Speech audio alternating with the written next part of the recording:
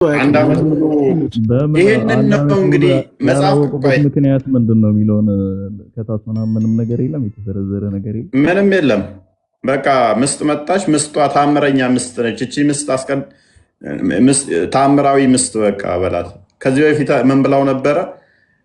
እናንተ ጉንዳኖች ሆይ ሱሌማን ከነሰራዊቱ እየመጣ ነው እንዳይረግጣችሁ ብላ ሁሉ ተናግራ ነበረ። አረ እንደዛ ብቻ አይደለም እንጂ ተገልብጣ ዝናብ ስትለምኑላ ሱሌማን አግኝቶታል። እጅና እግሯን ወደ ላይ ዘርግታ ጉንዳን ማለት ነው። ኢማጂን፣ ይሄ ሐዲስ ነው። ጉንዳን ተገልብጣ በጀርባዋ ተኝታ አስቡት። እግሮቿን ወደ ላይ ያደርግላት ነው ዝናቡ ስትለምን ጉንዳን እኮ ዝናብ ያጠፋታል። ይሄ ሐዲስ ነው። የመሐመድ ንግግር ጉንገል መረብ አንድ ላይ ላንብብልህ እስኪ። እሺ ላንብብልህ። አቡ ሁሬራ እንዳስተላለፉት ያለ መልእክተኛ እንዲህ ብለዋል። ሱሌማን ሰላም ይስፈንበትና ዝናብ ለመነመን ወጥቶ ሳለ አንዲት ጉንዳን እግሮቿን ወደ ላይ አንስታ በጀርባዋ ተንጋላ አላህ ሆይ እኛ ከፍጥራኖች መካከል ነን፣ ከዝናብ የተብቃቃና አይደለንም በማለት አላህን ስትለምን ባዩ ጊዜ ተመለሱ፣ በሌሎች ዱዓ ዝናብ አግኝተዋል አሉ። ይህንን ደግሞ አህመድ ዘግበውታል፣ ሐኪም ሷሂህ መሆኑን መስክረዋል አለ። አላህ አክበር ታምር ነው። አላህ አክበር አላህ አክበር በጣም እንደዚህ አይነት ተረት ትልቅ ታምር ነው። ግን ወደ ፖይንቱ ይህን የመሰለ ተረትማ ረመዳን አንተ ራሱ እኮ ቅድም አልክ እኮ ችግር የለውም። አሁን እንትና ረመዳን ሳቋን ያዝ እናርጋትና ሱሌማን ዴሊ ሰላት ይሰግድ ነበረ? ይሰግዳል አይሰግድም? ይሰግድ ነበር። አንድ አመት ሞቶ በተገተረበት ሰዓት እየሰገደ ነበር? ሞቶ አይልኩ። ኦኬ፣ ካልሰገደ እንዴት ነው እሱ ሙስሊም የተባለው? ካደ እንዴት ካልሰገደ ነብይ ሆኖ እንዴት ነው የማይሰግደው ማለት? አንድ አመት ሙሉ ግን እኮ አልሰገደም፣ ሞቷል። አንተ ሞተ ታወራለህ? ነቢያቶች እኮ ያወራሉ በእስልምና። ሞቶ ሞተ ነብይህ ላይ ሰላት ታወርዳለህ አታወርድም? አካል ይንቀሳቀሳል። በደንብ ሰላት ታወርዳለህ አታወርድም? ነብይህ ላይ ነብይህ ላይ ሰላት ታወርዳለህ አታወርድም? ሰላዋት ታወርዳለህ። ሰላዋት የምታወርደው እንደሞተ ሰው ነው ወይንስ በህይወት እንዳለ ሰው? መሞቱን ማናምናለን ነው። ሰላት የምትሰጠው ሰላምታ ለሞተ ሰው ለሞተው ለማንኛውም እንደሚሰጠው ነው ወይንስ በህይወት ያለውን ሰው እንደምታናግረው የምታናግረው? አልገባኝም። አታውቀውም? እሺ፣ ሙሐመድን እንዴት ነው ሰላት የምታወርደው? አንተ ነቢይ ሰላሙን ብለህ ነው የምትለው ወይንስ አላህ ሰላም ያድርገው ነው የምትለው? ሰላሙን። ስለዚህ በህይወት እንዳለ ነው የምታወራው ማለት ነው። እሱ ሰላምታን ይመልሳል አይመልስም? አንተ ሰላት ስታወርድበት ወደ እሱ ሰላምታው ደርሶ እሱ ሰላምታ ይመልሳል?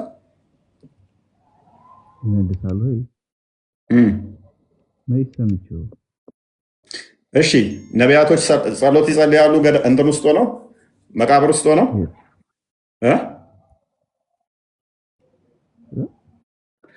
ጸሎትስ ይጸልያሉ ወይ?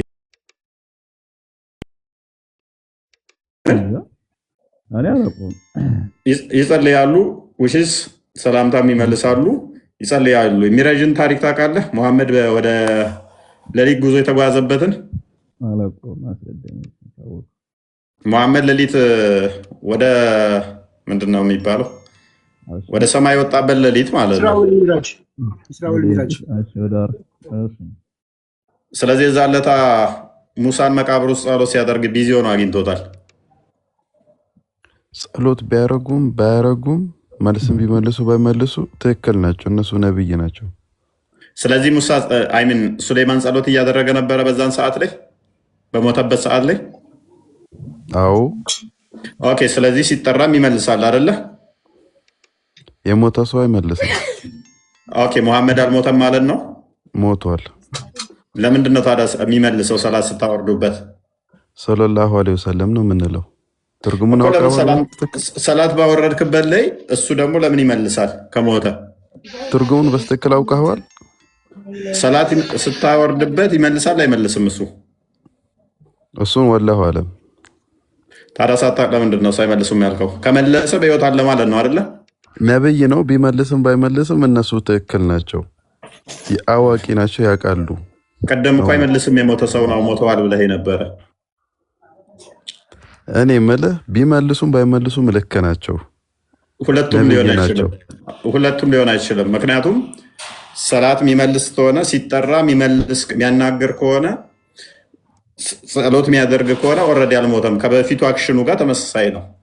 ነብይ ናቸው። እሱ እንደኔ አይደለም።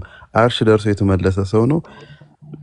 ስለዚህ ባይመለስም እሱ ትክክል ነው። ሊያደርገው ይችላል። አርሽ ያልደረሰው ሱሌማን እንደ ኖርማል ጊዜው ሲጠራ አቤት ብሎ ምላሽ የሚሰጥ ከሆነ እንደገናም ደግሞ ጎንበስ ቀና እያለ ጸሎት የሚያደርግ ከሆነ ዱላ ተደግፎ ሞተ የሚለው ተረት ይሆናል ማለት ነው። ይህንን ካላደረገ ደግሞ ሙሐመድ ነቢያቶች ጸሎት ያደርጋሉ ይመልሳሉ ሞተውም ያለው ውሸት ይሆናል ማለት ነው። የምትለው ነገር ጭራሽ ነው የማይመሳሰለው። እንዴት ነው ያልተመሳሰለው? አይ የማይገጣጠም ነገር ነው እያልክ ያለኸው። ምንድን ነው የማይገጣጠመው? ኧረ አላ የሆነ የሚመሳሰል ነገር ብታወራ ትክክል ነህ እላለሁ። አሁን የማይሆን ነገር ነው። ምኑ ነው ማይሆን ነገር ነው ስላልክ እኮ አይሆንም ማለት አይደለም። አይ ከሆነች ነገር ላይ ቆንጠር አድርገህ ከረጅም ታሪክ ላይ ቆንጠር አድርገህ አንድ መስመር አውጥተህ እንዲህ ብሏል ብለህ መጥፎ ነገር ልታወራ አችልም። ከታሪኩ ሙሉ መረዳት ሊኖር ይችላል። መጥፎ ነገር እኮ አላወራሁም። ያንተን አርጉመንት ተቀበልኩኝ። እሺ ከሆነም ካልሆነም አልከኝ። ካልሆነ ሙሐመድ ውሸተኛ ይሆናል፣ ከሆነም ደግሞ ሙሐመድ ውሸተኛ ይሆናል። ሁለቱንም ተቀበልኩ። ጸሎት ቢያደርግ ያው ለቀደም ምን አደረግክ መሰለህ? ለማምለጥ ስትል ካርክ። ከዛ በኋላ ሲመታብህ ደግሞ ጸሎት ቢያደርጉም ባያደርጉም ሲጠሩ ቢመልሱም ባይመልሱም ነቢያት ናቸው ችግር የለውም አልክ። ስለዚህ ሁለቱንም አርጉመንትህን ተቀበልኩ። ጸሎት ካደረጉ ነብዩን ነው የምንከተለው። ቆይ ጸሎት ካደረጉ እንደ ማንኛውም ሰዓት ጁማን የሚሰግዱ ከሆነ ስለዚህ ሱሌማን ጎንበስ ቀና እያለ ነበር 1 ዓመት ሙሉ። ሲጠራ ቤት ብሎ ምላሽ የሚሰጥ ከሆነ ሱሌማን ኖርማሊ በፊት የሚያደርገውን አክሽን እያደረገ ነበረ። ስለዚህ ሰው እየሞተ ሊባል አይችልም። አይ ይሄንን ማድረግ አይችልም፣ ጸሎትም አያደርግም፣ ምላሽም አይሰጥም፣ እንደ ቋንጣ ደርቋል ካልከን ደግሞ ነብዩ ውሸታም ይሆናል። ጸሎት ይመልሳሉ፣ ሲጠሩም ይሰማሉ፣ ምላሽ ይሰጣሉ ያለው ውሸቱን ይሆናል ማለት ነው።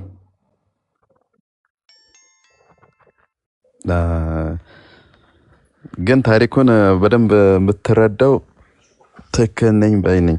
ታሪኩን በደንብ ሙሉ በሙሉ አላነበብኩም ይሆናል። ስለምን ታሪክ ነው የምታወራው?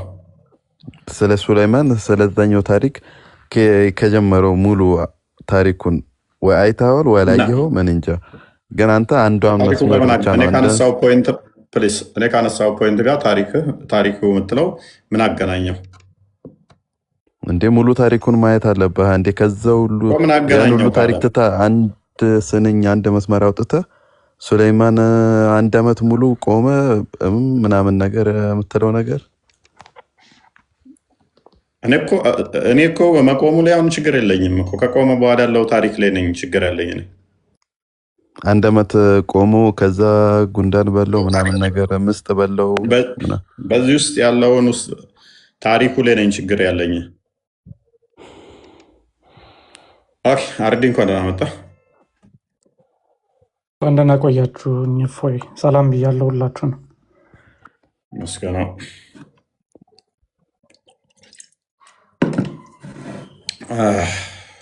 አንድ የመጣው ቀጥሉስ። መልካም እሺ፣ አርዲ እንኳን ደህና መጣ ብለናል። ያ እንግዲህ እየተከታተልን ያለነው በእስልምና የሱሌማን ታሪክ ነው። አርዲ ቀጥል አርዲ ነው። ሰላም እያልኩኝ ነው እኔ በደንብ ርዕሱንም እንትን ስላላልኩ አውሩ ቀጥሉ ዴቫ። የሱሌማን ታሪክ ላይ ሱራ 34 ቁጥር 14 ላይ እንግዲህ ሁላችሁም እንዳያችሁት ሱሌማን ግንድ ተደግፎ ወይ ደግሞ ከዘራው እንደተደገፈ ሞቷል። ሲሞት መሞቱን አንድ ሰው አያውቅም፣ አንድም አያውቅም። ያወቁት ከአንድ ዓመት በኋላ ነው። እሱንም የተደገፈው እንዱላ ምስጥ በልታው ሲወድቅ ነው ነው የሚባለው። እኛ ደግሞ እዚህ ጋር ጥያቄ እየጠየቅን ነው። እንደው እዚህ ሎጂካል ቀጥል ቢንሽ አሁን ሊያሳዩን የሚገቡት ብዬ የማስበው እንደኔ ማለት ነው ይሄ ከአይሁድ ትራዲሽን የመጣም አይደለም። ተረት ተረት ነው። ባይዘው ሊትራሊ ተረት ተረት ነው። ሰለሞን እንግዲህ አይሁዳዊ ነው፣ አረብ አይደለም። እንግዲህ መሐመድ ደግሞ ከሰለሞን ከ2000 ዓመት በኋላ ተነስቶ ነው ይህን ተረት ያመጣው። ከየት እንዳመጣው ይንገሩን ሙስሊሞቹ። በአይሁድ እንትን ውስጥ የሌለ ነገር በእነሱ ትራዲሽን ውስጥም የለም። በትራዲሽንም ካለ አምጡልን ትራዲሽን። መጽሐፍ ላይም የለም። መጽሐፍ ቅዱስ ላይ እንግዲህ ሰለሞን 2 መጽሐፍ ጽፏል። ጥበብና ምሳሌ እንጽፏል ማለት ነው። በዛ ውስጥ ይሄን አልጻፈም ስለራሱ። እንደዚህ ይሄ ተረት ከየት የመጣ ተረት ነው? ከየት አምጥቶ ነው መሐመድ ይህን ተረት የነገረን? እንዲህ አይነት ተረት ተረት ለጆሮ መስማት የሚከብድ ማለት ነው። እንዴት ነው የምታምኑት? ታምኑታላችሁ? እውነት የሚታመን ነው ብላችሁ ነው? ስለዚህ ምንጩ ከየት ነው አምጥታችሁ? ሰለሞን ይህን ተረት ካመንክ ምንጩ ከየት መጣ? በሰለሞን ታሪክ ውስጥ እንደዚህ አይነት ነገር የለም። ከአላህ ነው። ከየት መጣ? አላህም ቢሆንም አላህ ከየት አመጣው እንዲህ አይነት ተረት ማለት ነው? ከአላህ አላህ ነው የነገረን አትበለኝ። አላህ ከነገረ ሁሉም ነገር የኛ እምነታችን ማለት ነው። የኛ እምነታችን ከአላህ ነው። በቃ አላህ ካለ ምንድነው? አላህ ማለት ደግሞ ፈጣሪ ማለት ነው። አላህ ማለት ደግሞ ፈጣሪ ማለት ነው። አረ በቃ እሺ ሰምቻለሁ። ስለዚህ ለአንተ ካልመሰለ ተረት ያንተ እውቀት እኮ ማለት ነው። አንዴ ስማኝ ወንድም ማለት እውቀት እኮ ገና አልደረስክም ገና። ቆይ ይሄ እኮ እውቀት የሚጠይቅ አይደለም። ተረት በአንተ አቋም በአንተ እንትን ተረት ሊመስልህ ይችላል። እሺ ፕሊስ ስማ። አሁን እኮ ሳይንስ አይደለም እኮ ወይም የፊዚክስ ኳንተም ፊዚክስ አይደለም። አንተ ራሱ የአላህ ባሪያ ነህ። የአላህ ባሪያ ነህ። አንተ ራሱ ማለት ቃዲ ባሪያ። አላህ የሚባል አምላክ የለም ጭራሽ። አሁን ሌላ ነገር ውስጥ አትገባ። ቁጥሩን ቃዲ ባሪያ ነህ። አንድ ጊዜ እስኪ ቶፊቅ አላህ የሚባል አምላክ ላይ ነው። እሺ ቶፊቅ ይሄ ታሪክ ተቀብሏል። 34 14 አቤት የስብህ ነው የስብህ ጻፍ እኔ ጥያቄ ልጠይቅና ዴቪዬ በዚህ መልክ ቢመልስልን አይ ዶንት ኖ። እኔ ያላቅ ምናልባት ማነው ድምጽ ያለው ማንጋን ቶፊቅ እስቲ ሚዩት አድርግ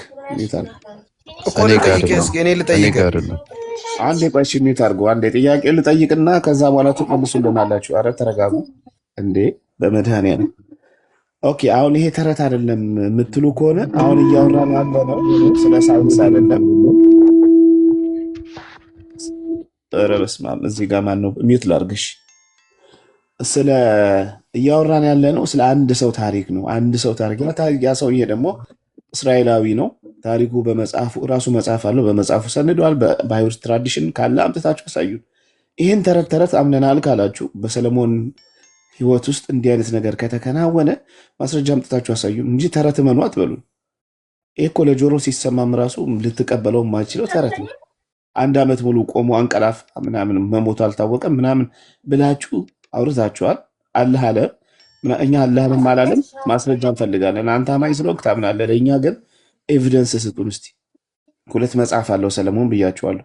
ከመጽሐፉ ወይም ደግሞ በአይሁድ ትራዲሽንም ካለ በሰለሞን ታሪክ ውስጥ አልፋችሁ ካልሆነ ያው ስለ ሰለሞን ከሆነ የምታወሩት ተረት ነው የምታወሩት ማለት ነው። እኔ እንደዛ ነው የምረዳው።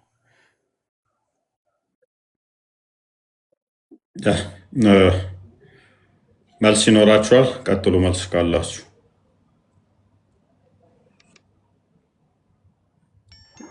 ሰላም እፎይ እንጀምር። አሁን 5 ሰዓት ሆነ መሰለኝ። መልስ አለ? መልስ ሳይሆን ጥያቄ ተቀበላለሁ ብለህ ነበር የተቀመጥኩት። እንቀበላለን። ጠብቅ። ፖዝ የሆናችሁ ሰዎች ተመለሱ። ፖዝ የሆናችሁ ተመለሱ።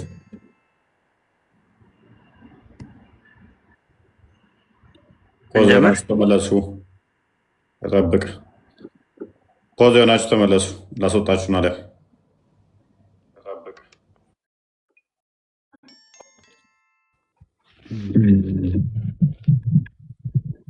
ቶፊክ ያቤት ኦኬ፣ ምንድነው እያልከን ያለው አንተ? አይ ቀጥሉ እናንተ። ኦኬ ክርስቲያኖች የማንኛውም የሚደርበው እሺ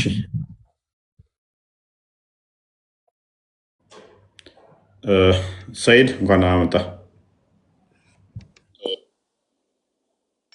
ሰይድ እንኳን አመጣ። ሰይድ ኦኬ፣ ይሰማል?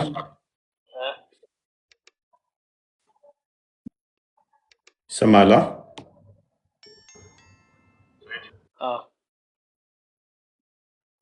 ኦኬ፣ የሱለይማንን ታሪክ ንገረን እስኪ።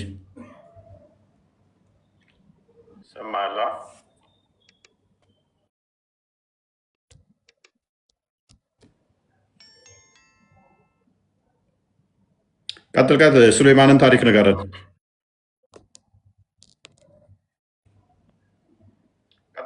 ሱሌማንን ታሪክ ንገረን። አይ ቲንክ እየደረበብህ ነው። አንተ መጀመሪያ እስኪ የኢሳን አለይሂ ሰላም ታሪክ ንገረን። በቃ ከሰሩ ከደለ መሐመድ ምንድን ነው እያልክ ያለው? ቀጥል። የነቢዩላህ ኢሳን አለይሂ ሰላም ታሪክ ንገረን አንተ እስኪ። ጌታ መሆኑን ጌታ ነው ነቢዩ ኢሳ ሙሐመድ ሶሪ አላህ የመርየም ቀሚስ ውስጥ የነፋበት እርሱ ከሙሐመድ ጋር ከአላህ ጋር አርሽ ላይ ያለ ነው። ያንተ በሽታ እኮ ማለት ነው ከሙሐመድ ጋር ነው። ሙሐመድ አይደለም ያልወጣኝ፣ ተሳስቼ ነው። ያንተ የሙሐመድ ጅኒ ነው እንደገባብህ። የሙሐመድ ጅኒ ነው ውስጥ ምን ይሰራል? እኔ በክርስቶስ ነው ያለው። አላህ ውስጥ ነው ሙሐመድ ውስጥ ነው ያለው። የሙሐመድ ጅኒ ነው ውስጥ የለም። የሙሐመድ ጅኒ እዛው እናንተ ጋር ይቀመጥ፣ እኔ ጋር የለም። ማይም መሆን ራሱ ይሄ ነው። አየህ ታዲያ ኢሳም ጠየቀኝ። እኔ ኢሳ የሚባል ነብይ ማውቀው ታዲያ ሙሐመድ የምትለው ምንድን ነው? ስለ ኢሳ ጠየቁት። ስለ ሙሐመድ እንዳላወራሁም የምታወራ ሌላ ጉዳይ። አላህ ነው መርየም ቀሚስ ውስጥ መርየም ፈርጅ ውስጥ ነፋባት፣ ከዛ ወደ ራሱ ወሰደው። ስለዚህ ስለሱ ምን ታውቃለህ አልከኝ። ቃሉን ወደ መርየም ጣለ።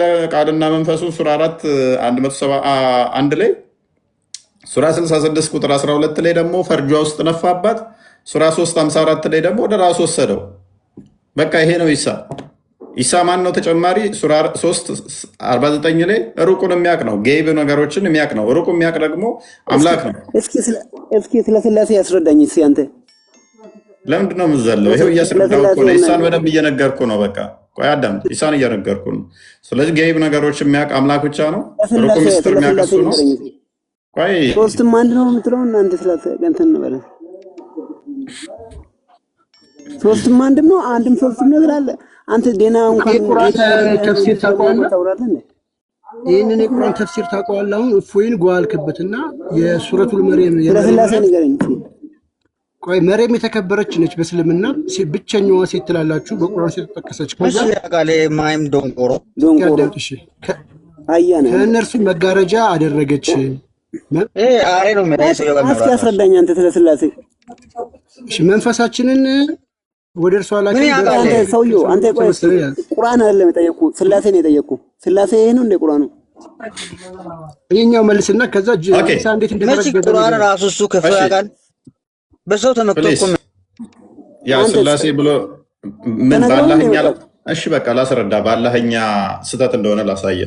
ሱራ 9:31 ሱራ 9:31 ሱራ 5:73 አንዴ ክፈትልኝ።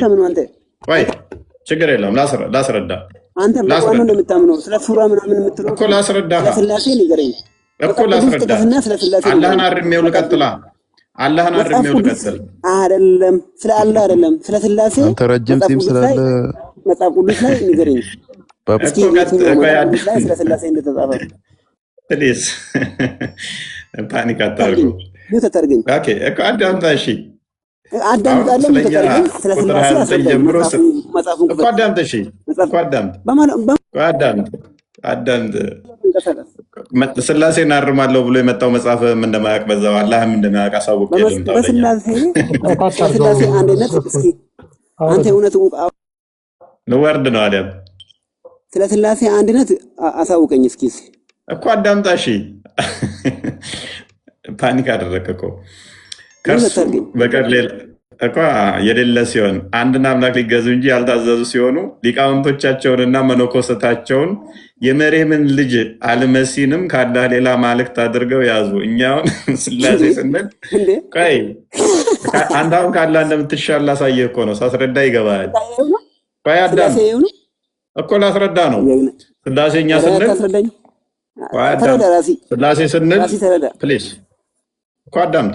ስላሴ ስንል እኛ ሊቃውንቶች እያልን አይደለም።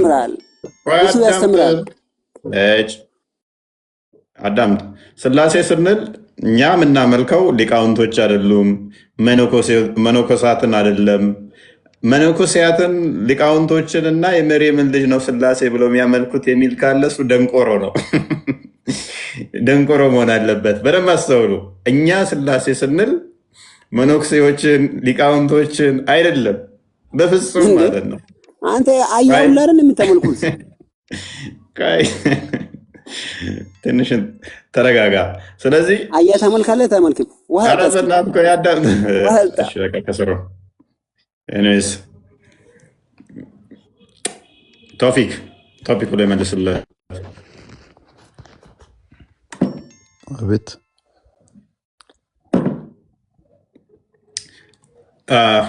ሱሌማን ለምን ያህል ጊዜ ነው የነገሰው? እውቀቱ የለኝም ያሱ።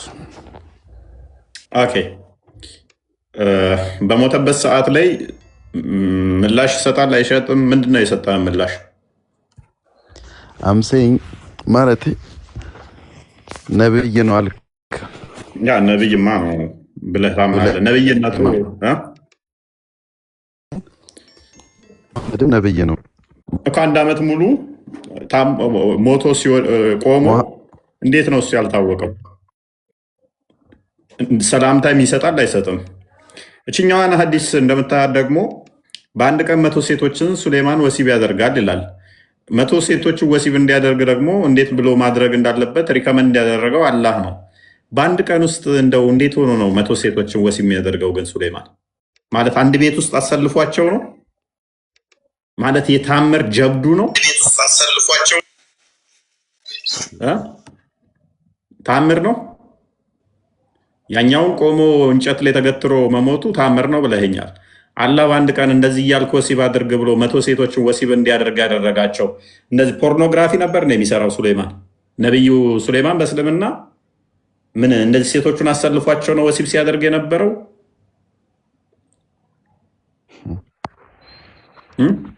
አንድ አይደለም ያልኩ፣ ያው 2 አይደለም ያልኩ፣ 5 አይደለም ያልኩ፣ 10 አይደለም ያልኩ፣ 20 አይደለም ያልኩ፣ 30 አይደለም ያልኩ፣ 40 አይደለም ያልኩ፣ 50 ሴት አይደለም ያልኩ፣ 60 ሴት አይደለም ያልኩ፣ 100 ነው ያልኩ። በተለያየ ቀን አይደለም ያልኩ፣ በአንድ ቀን ሌሊት።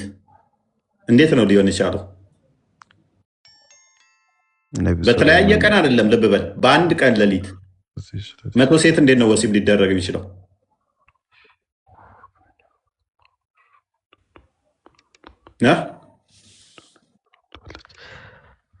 ታሪኩን ግን አንብበዋል? አንብበው ጨርሰህ? ከ100 ሴቶች ልጅ ሊወልድ ለአላህ ብሎ ማለት ነው። ለአላህ የሚታገል ወንድ ልጅ ለመውለድ ጂሃድ የሚዋጋለት ማለት ነው። ሰው የሚገድሉ ማለት ነው። እንደ እኔ ብችል እኔም አደርገዋለሁ፣ ብችል እኔም አደርገዋለሁ። አይደለም 100 200 አደርገዋለሁ እኮ። እንዴት ነው እሱ በአንድ ሌሊት የተሳካው? አላህ የሰጠው ጸጋ ነው። ስለዚህ ሴቶቹን እንደዚህ ራቁታቸውን ተርታቸውን አሰልፏቸው ነበር ማለት ነው። እንዴት ጠይቀኛል? አሁን ያለው ልጅ እኮ ነኝ እኔ። ይሄ እኮ ተአምር እኮ ነው። የእስልምና ተአምር ስለሆነ ነብያችሁ ፈለጋችሁ ምሳሌያችሁ ስለሆነ ሱሌማን ተብዬው 100 ሴቶችን በአንዴ እንዴት ነው የተገናኛቸው? እናንተ እንዴት ብሎ መገናኘት እንዳለበትም 100 ሴቶች ወሲብ ሲያደርግ ኢቭን አላህ ያዘዘውን እንኳን ረስቶታል። አውልቀው ይሁኑ ምን ይሁኑ በምንም የምታውቀው ነገር የለም። እንዲያርጎ ነው ምናምን ብላ የመጠየቅ ታውቁ ከሆነ ኢብን ቀያም አልጀውዚ እኔ በ15ኛው ሴንቸሪ አካባቢ ነው ኢብን ቀያም አልጀውዚ ብልታችሁ ለጨርቅ ጠምጥማችሁ ወሲብ ማድረግ ትችላላችሁ ያለው እሱ 15ኛ ሴንቸሪ በኋላ የመጡ ሊቃውንቶች ናቸው። ምን ሱሌማንም ሳያውልቅ ወሲብ ያደርጋቸው ነበር እስከነ ልብሳቸው። ወይኔ ውፈ አንተ ያልተረዳኸው ነገር አለ። እሱ 100 ሴቶችን አረጋለሁ እወልዳለሁ ሲል ለአላህ የሚታገልና ጂሃድ የሚወጣ ሰው ነው ያለው። ለምንም ይውጣ። እኔ በአንድ ቀን 100 ሴትን እንዴት ነው ወሲብ የሚደረገው? እስቲ ይህን አስረዳኝ እያልኩ ነው። በአንድ ቀን በደቂቃ ስታካፍለው ራሱ 5 ደቂቃ አይመጣውም። 5 ደቂቃ እንኳን አይቆይም። የተለያየ ቤት ከሆኑ እንኳን የተለያየ ቤት ከሆኑ በመንገድ ላይ ያልቃል ግማሹ ደቂቃ። ስለዚህ ምን ይሆናል? አንዳንድ ሰከንድ ይሆናል ማለት ነው። እዛ ሄድና እንዲህ ነካ ነው የሚሆነው። እንዲህ እኮ አይሆንም። ትምህርት ለማስተማር ምትፈልግ እንዲህ እያረክ አይሆንም እኮ እየሳክ እያላገጥክ እኮ አይደለም። በዛው 100 ሴቶች ጋር ሲገናኝ ነበረ። ምን ፖርኖግራፊ እየሰራ ነው ወይንስ የነብይ ነው? ምንድነው ታምሩ? ለ100 ሴቶችም አንድ ቀን እንዲገናኝ አላህ እንዲህ ብለ ወሲብ አድርግ ያለው። እኔ ግን እንደሚመስለኝ የሚያንጠለጠልክ ህፃን ገና ይቀራል። አንተ ከነውሱ ቶፊቅ አንድ ጊዜ እኔ እንደሚመስለኝ እንዴት በአንድ ሌሊት ከ9 ሴት ጋር አንተ ትተኛለህ እንዳይባል ያመጣው ሰበብ ይመስለኛል። ምክንያቱም መሐመድ ከ9 ሚስቶቹ ጋር በአንድ ሌሊት ይተኛ ነበርና እናንተ 9 ይገርማችኋል እንዴ 100 እኮ ይተኛል ብሎ በሱሌማን ያሳበበ ይመስለኛል ሀፕን ያላደረገውን ነገር። ሁለት ደግሞ ማን ይበልጣልስ ጉልበት? የወሲብ ጉልበት አሁን ሱሌማን 2 እጥፍ ነው። መሐመድ የ30 ሰው የወንድ ጉልበት ይሰጠው አይደለ? ከ9 ሴቶች ጋር ሲተኛ በአንድ ሌሊት የ30 ሰው። እንግዲህ እኔ ማቀው የፈረስ ጉልበት ምናምን ለመኪና ነው። ለወሲብ ልክ የወሲብ ጉልበት የ30 ሰው የወንድ ኃይል እንደተሰጣቸው ነው የሚለው። ከሱሌማንና ከመሐመድ ማን ነው በወሲብ ጉልበት የሚበልጠው? መሐመድን 2 እጥፍ ነው ማለት ነው። እፎይ እንዳለው ገብቶ ከአንድ ሴት ጋር ግንኙነት ለማድረግ ቢያንስ ስንት ደቂቃ ይወስዳል? 100 ሴት በ24 ሰዓት ውስጥ እንዴት ነው ያደረገው? በ24 ሰዓት አይደለም በ8 ሰዓት ምናምን ውስጥ በ12 ሰዓት ያኛው ያ ኡስታዝ እንዳለው ጨር አድርጎ ቁብ እንደሚለው እንዳውራ ዶሮ ካልሆነ መስጠቀር መቼም እንደዛ አይነት እንትን አላቸው፣ ልምድ አላቸው። አውራ ዶሮ ወይም ዶሮ ነው አይደለ? ወዲያው ጨር በዛ ስታይል ከሆነ ምናልባት ሊያዳርስ ይችላል ማለት ነው። ዝም ብሎ እየወጣ ዶሮ ራሱ እኮ እንጃኔ በቀን 3 ነው የሚወጣው ብሏል እኮ። ዶሮ ራሱ ተዶሮ አበልጡም ቢልም እኮ በቀን 3 እንደዚህ እንትን ካለ ነው ብሏል እኮ። ይሄ በአንድ ቀን 100 ሴቶችን ምንድነው እሱ ተአምሩ? ጥበቡ ሂክማው እዚህ ላይ ምንድነው? የአላህ ሂክማ ጥበቡ በሉን እስቲ። በመጽሐፍ ቅዱስ ላይ ሱሌማን ብዙ ሚስቶች እንዳገባ ተነግሯል። ያ ማለት ግን ሊተራሊ ሚስቶቹ ናቸው ማለት አይደለም። ሊተራሊ እነኛ ሚስቶች ናቸው ማለት አይደለም። ቁባቶቹ ምናምን የተባሉትም ምንድነው እሱ ንጉስ ስለነበረ ጦርነት ላለመዋጋት ጎረቤት ሀገሮች ምናምን በእንትን ይሰጡታል። የእሱ ሚስት ነች ተብለው በሱ ንብረትነት ውስጥ ይሆናሉ እንጂ ሊተራሊ ሚስቶቹ ናቸው ማለት አይደለም። ሚስቶች which means ወሲብ የሚያደርጋቸው እንደዛ ሁሉም ናቸው ማለት አይደለም። እንዳይዋጉ ጦርነት እንዳያደርጉ ጦርነት እንዳይዋጋ ምን ይሆናሉ? የከሌ ሚስት ነች ተብለው ይደረጋል። በዘመነ መሳፍንት ላይ የኢትዮጵያን ሂስትሪ ስታጠኑ እንደዚህ አይነት ነገሮች አሉ። እንዳይዋጉ ልጅ ይሰጣሉ፣ ይዳዳራሉ ማለት ነው። ልጁን የእሱን ያገባል ወይም ደግሞ የእሱ ሚስት ነች ይባልና ምን ይሆናል? ከዛ በኋላ የከሌ ሚስት ወይም በእሱ ጥበቃ ውስጥ ትሆናለች፣ በንጉሱ ጥበቃ ውስጥ ትሆናለች። እዛ የንጉሱ አገልጋይ ወይም ሰራተኛ እዛ ውስጥ ይሆናሉ፣ እንደ ሚስት ትቆጠራለች ማለት ነው። ይሄ ሊትራሊ በአንድ ቀን ነው 100 ሴቶችን ወሲብ የሚያደርገው። አይ ቲንክ አርዲ ማይካስታር መሰለኝ።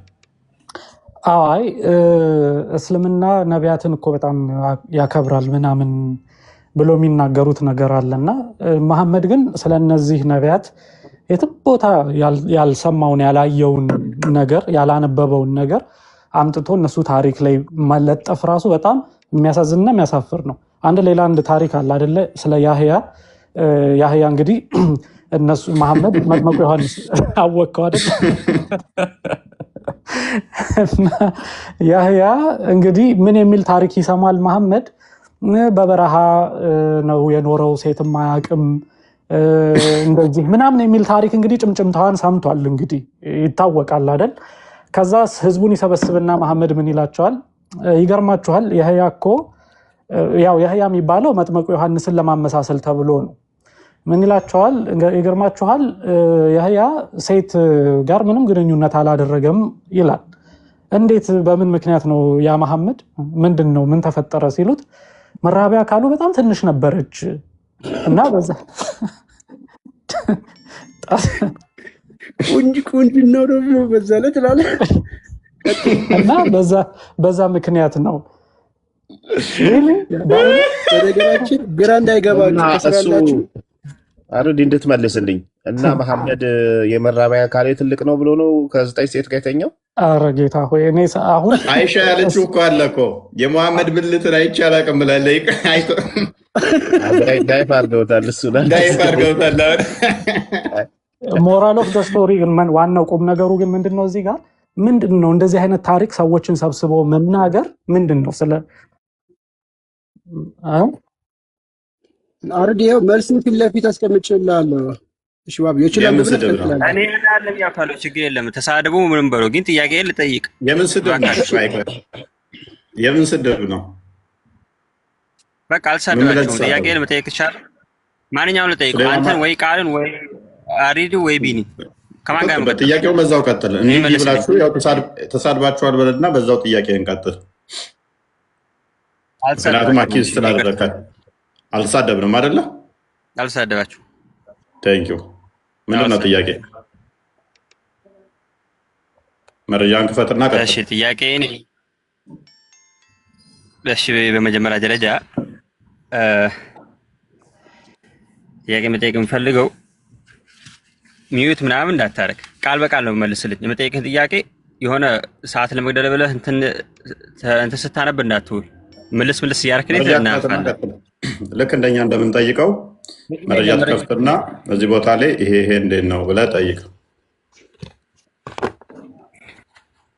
እሺ እያልኩ ያለሁት እኔ ጳውሎስ ንገረኝ ማስረጃ ኢየሱስ ክርስቶስ ማስረጃ ጥያቄኛ ከተከታተል ጠይቅ። አይ ጥያቄው በማስረጃ ብሎ ከሄደ ማስረጃውን ከመጽሐፍ ቅዱስ ነው መቼም ንገረኝ። ይኸው ከፍትልሃለሁ። ጠይቅ በቃ ያ ኢላሃ ኢላላህ እንደው ላይ በጣም ይገርመኛል። እንደው ራሳችሁ ተሸውሉ ማለት ነው።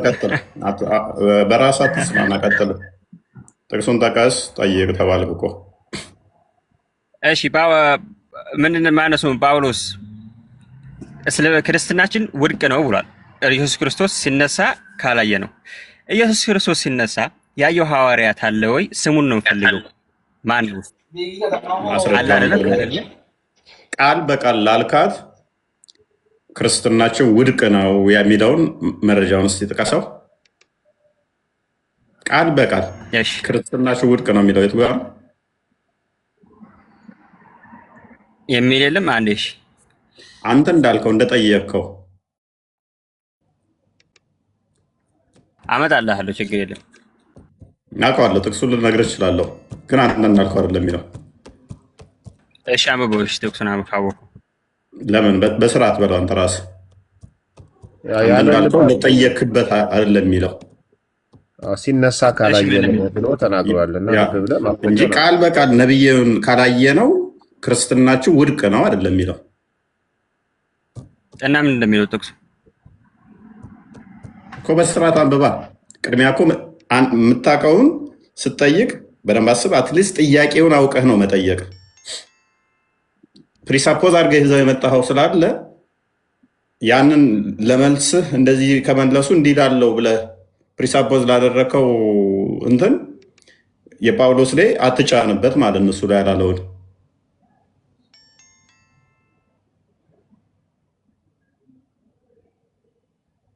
አፍጥን። አላቅም ካልከን እንተባበራለን። አንደኛ ቆሮንቶስ ምዕራፍ 15 ላይ መሰለኝ። አዎ ቁጥር ስንት?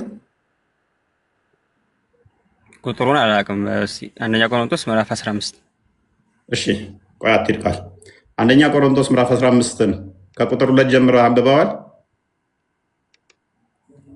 እኔ ከቁጥር 2 ምናምን አልነበብኩትም። ማለት አሁን እየጠየቅኩ ያለሁት የሰማኸውን ነው የመጣው ማለት ነው። ቆይ የሰማኸውን ነው የመጣው። ምዕራፍ 15 የምታነብ ኖሮ ይሄን ጥያቄ ይዘህ አትመጣም ነበር። ጥያቄው እዛበት የመጣኸውን ቆይ ወደ መሀል ሄደ ጥያቄ ይዘህ ከመምጣት በፊት ከቁጥር 1 ጀምረ ማንበብ ልበድ። ቁጥር 1 ጀምረ ክፈተው። ክርስቲያን እንትና ቃል እኔን ተነብል ያለም ኮፍ ሰውየው አለ የለ እኛ መጽሐፍ ቅዱሳችን ይመልሳል። መጽሐፍ ቅዱሳችን ይመልሳል። መጽሐፍ ቅዱሳችን ይመልሳል። እሺ ሰውየው አንተ መጣው ሌላ ቦታ እኮ አልሄድም። አንተ ባመጣኸው ላይ መልስልሃለሁ። ተረት ተረት ሳይሆን የምናወራው እኛ መጽሐፍ አንብበን ነው የምንመልሰው። አዳምጥ። ምዕራፍ 15 እኮ ነው ቃል 14 አይደለም። አዳምጥ። ቆይ ልረብሽ ነው ስሙ መናገራችን ወይ እፎ ዮቢኒ ይባላል። ሁሉም አይተውታል። ቶማስ፣ ጴጥሮስ፣ ፕሬስ ሚጣር ሁሉም እንዳዩ ታሳያለኝ። ግን አንተ ባመጣኸው ምዕራፍ ላይ ልቅበር ሌላ ቦታ ሳልሄድ አሁን ኔክስ እነኚህ እንዳዩት አሁን ፕሬስ አዳምጠን ኔክስት እኔ አንተን ያፊልዝ የሆነ ነብይ አስመለጠው፣ አልተሰቀሉትም፣ አልገደሉትም፣ ወሰደው ሲል ሲወስደው ያየ ማስረጃ ብልህ ሐዋርያቶቹን እነማን ናቸው ያዩት ብልህ አትመልስም። ስለዚህ ተረጋጋ። አንተ ባመጣው ምዕራፍ ላይ ግን እንቅበርህ፣ ግባተ ጀናዛህን እዚሁ እንፈጽምልህ። ወንድሞቹ የሰበክንላችሁ ደግሞም የተቀበልነው በእርሱም ደግሞ የቆማችሁበት በእርሱም ደግሞ የምትድኑበትን ወንጌል አስባችኋል። ከፈርሁ በከንቱ ካላመናችሁ በቀር ብታስቡት በምን ቃል እንደሰበክንላችሁ እኔ ደግሞ የተቀበለውትን ከሁሉ በፊት አሳልፌ የሰጠኋችሁ እንዲሁ ብዬ መጽሐፍ እንደሚል ክርስቶስ ስለ ኃጢአታችን ሞተ። መጽሐፍ ምን እንደሚል ክርስቶስ ስለ ኃጢአታችን ሞተ፣ ከፈርጋ አፍተ ተቀበረም። መጽሐፍ እንደሚል በሶስተኛው ቀን ተነሳ፣ ለኬፋ ታየ። ለማን ታየ? ለኬፋ። ኬፋ ማን ነው? ኬፋ ማን ነው? ኬፋ ማለት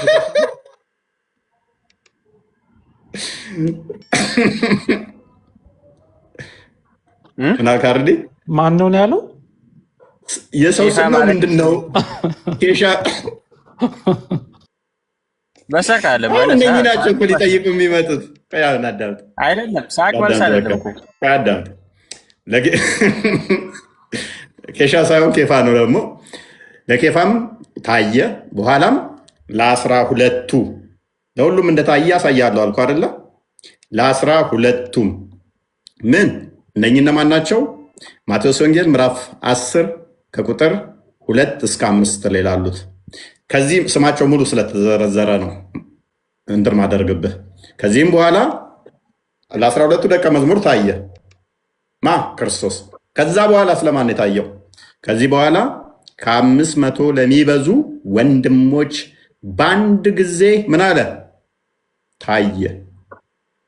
አንድ እስቲ ለማን ታየ? ማስረጃ እንጣለን እስቲ። አዳምጥ ፕሊስ። ፕሊስ ለ12ቱም አልኩህ እኮ 12ቱም አንተ አንድ ነው የምትፈልገው። ለ12ቱም ስማቸውን ደግሞ ከፈለግ በስነ ስርዓት እና አንተ ምንም ጠይቀህ አንተ መጠየቅህን መልስልኝ። ሚውት አታርገኝ። ለጥያቄ እኮ ነው። ለ12ቱም ታየ። ለ12ቱም ታየ። እኔ 12ቱም ታየ አለም። ከ12ቱ ለምሳሌ ማን ነው ስሙ የታየ ያየው ሰውዬ ማለት ነው? ኬፋ ለምሳሌ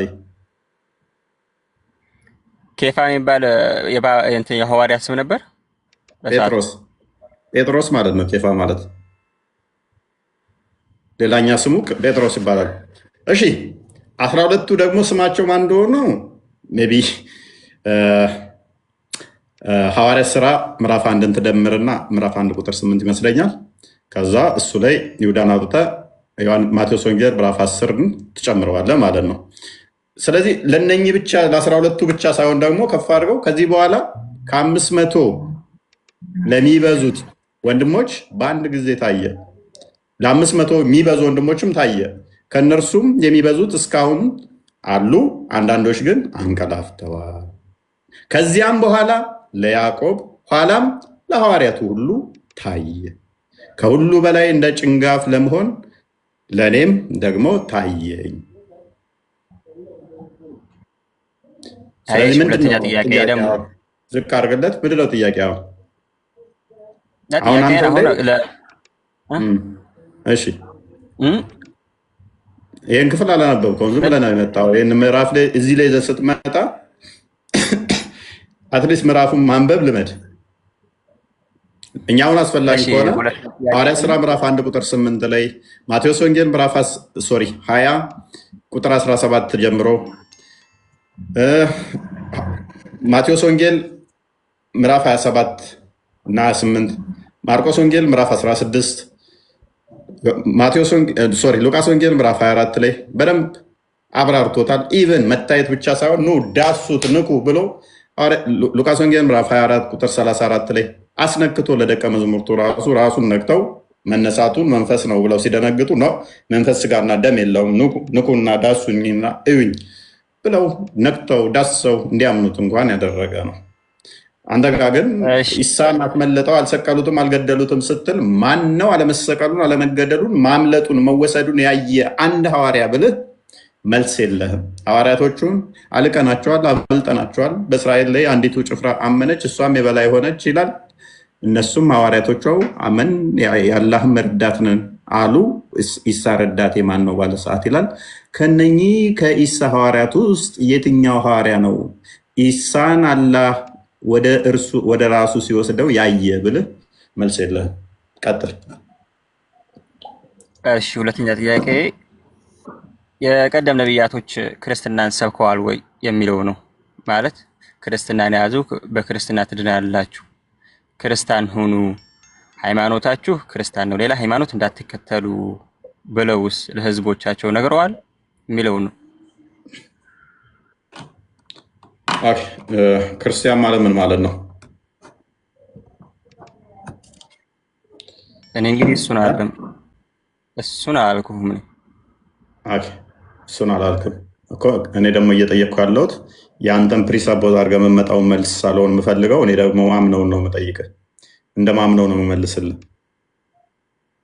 እኔ የቀደም ነቢያቶችን ያልኩ እና አብርሃም ከኢየሱስ ክርስቶስ ከመምጣቱ በፊት ለምሳሌ እነ ዮሴፍ እሺ፣ አዳምጥ። አብርሃም አባታችን ነው። ከዛ እንጀምራለን። ክርስቶስ በስጋ የተገለጠው ከነሱ ነው። እነሱ በትንቢት ሲጠብቁት ሲያምኑት ነበረ። ይህንንስ ክርስቶስ ተናግሯል ወይ? በሚገባ ምን ላይ? ዮሐንስ ወንጌል ምዕራፍ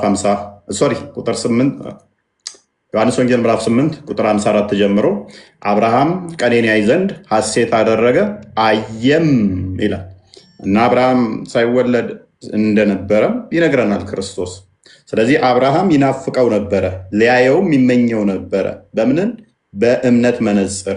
አብርሃም እንዴት ነው ሳያየው ያመነው? ሳያዩ የሚያምኑ ብፁዓን ናቸውና አስቀድሞ ዘፍጥረት ምዕራፍ 12 ቁጥር 3 ላይ በአንተ አሕዛብ ይባረካሉ ብሎት ነበረ።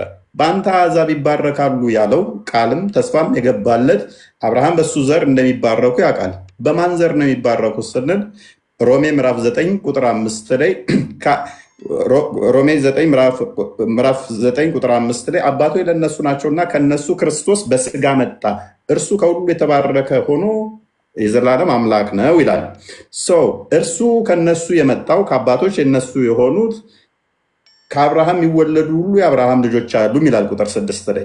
ነገር ግን በይስሐቅ ይጠራልሃል ተባለ። በይስሐቅ የሚጠራ ደግሞ እርሱ እስራኤል ይባላል። ከአብርሃም ስለተወለደ ግን እስራኤል አይባሉም አለ። ቀደምቶቹ ምን ተብለው ይጠሩ ነበር? እስራኤል ተብለው ይጠሩ ነበረ። ህዝበ እግዚአብሔር ይባሉ ነበረ።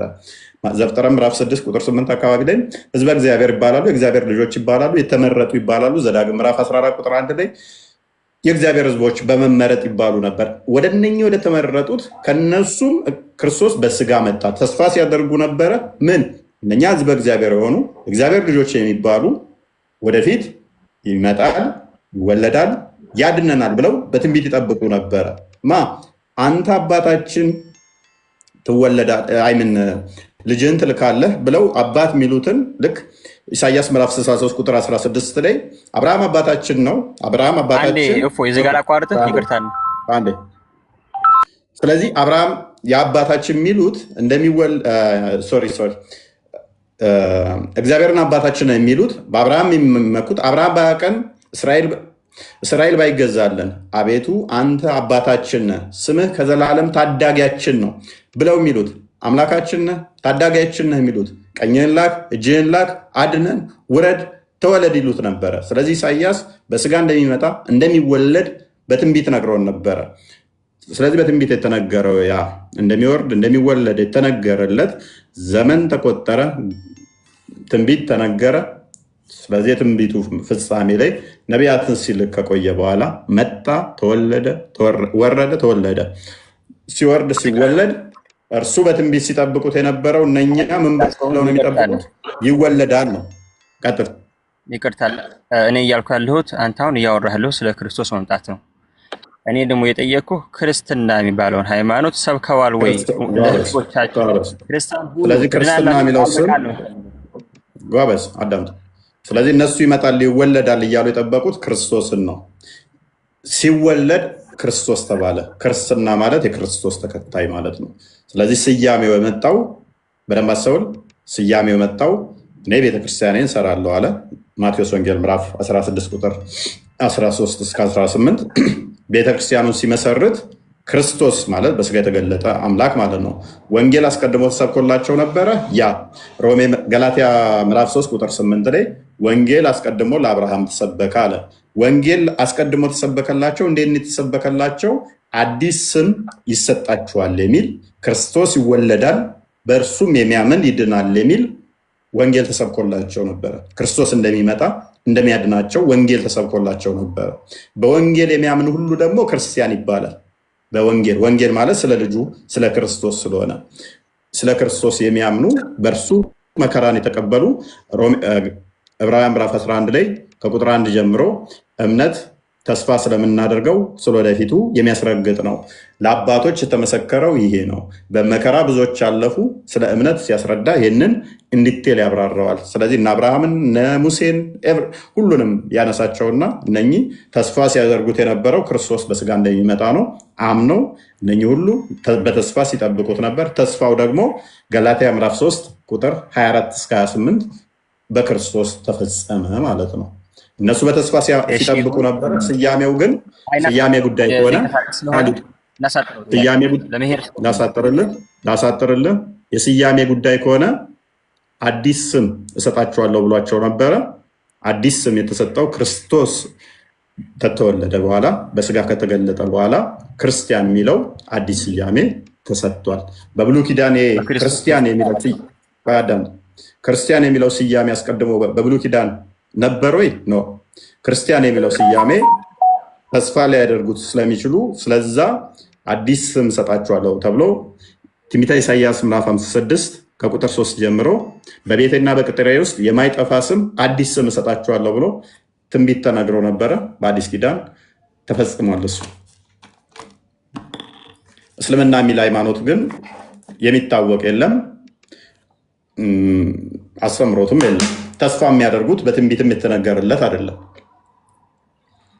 እስልምናማ ነባር በብሉይ ኪዳን ከመሐመድ በፊት ናና አንድ አንጣልኝ፣ አንተ አንድ አንጣልኝ። ለአንድና ለመጨረሻ ንጽጽር አቆማለሁ። ይህንን አካውንት ይሰጣለሁ። አንድ ብቻ በቁርአን እንደምሰጥህ ቁርአን አትቀበለም። ቁርአንማ መሐመድ ነው ያመጣው። አልሚህም አሁን ላንቀሳቀሰን ወላሂ ፈራህ ምናምን እንዳትል ሞቶ ሳንቀሳቀስ